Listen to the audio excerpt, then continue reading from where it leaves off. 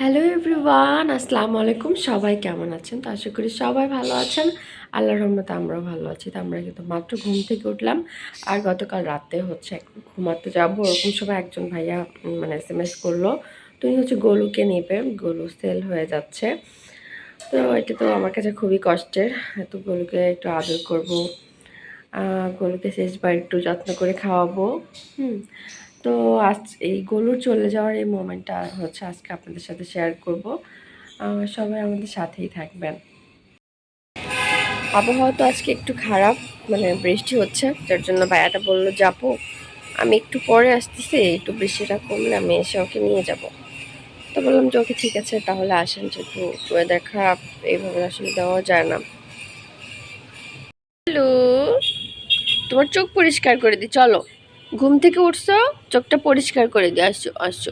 ও রে বাচ্চা রে, আমার বাচ্চা চলে যাবে, আমার বাচ্চা আমারে রেখে চলে যাবে। বাচ্চা আসো, তোমার চোখ আর কানটা একটু পরিষ্কার করে দিয়ে আসো। তো গোলুর চোখ, কান, নাক সব পরিষ্কার করে দিলাম।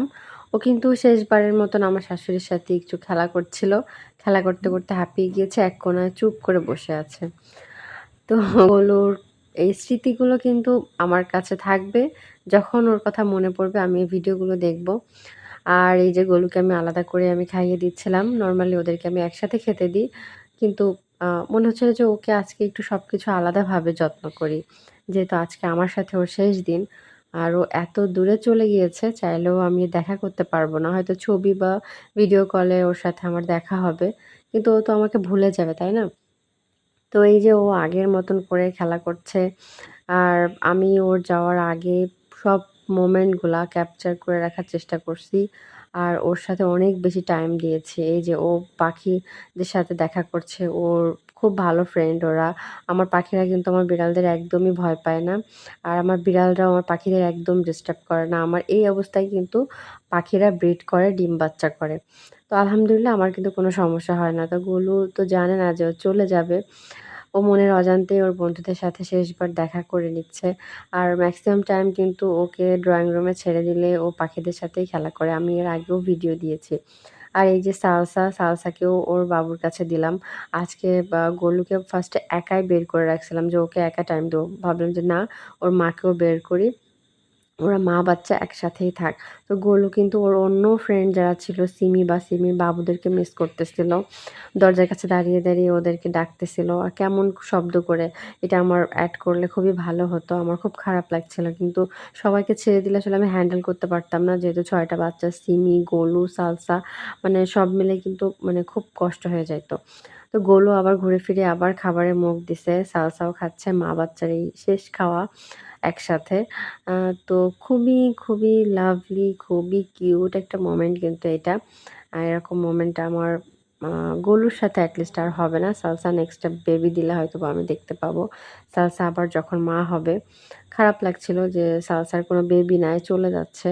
আর এই যে ভাইয়ারা চলে আসছে।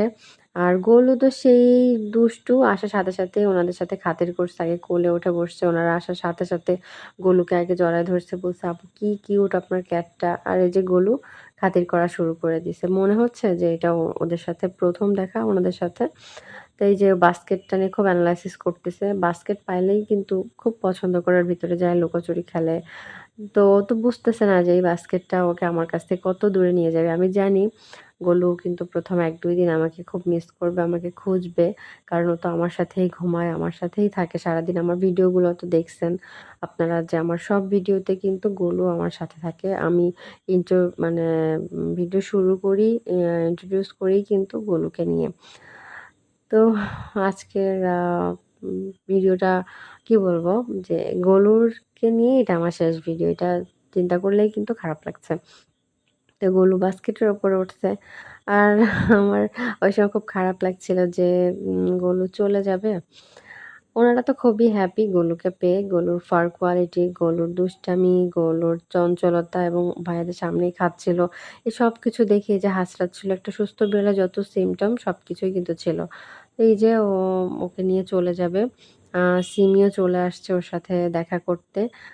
আর কেন জানি মনে হচ্ছে যে ওরা সব কথা মনে হয় বুঝতে পারছে। সিমির অ্যাক্টিভিটি, সাওসার অ্যাক্টিভিটি, মনে হচ্ছে যেন মানুষের মতো সবকিছুই বুঝতে পারতেছে যে ওদের একজন আলাদা হয়ে যাবে। তো সালসাই আগে বাস্কেটের ভিতর ঢুকছে।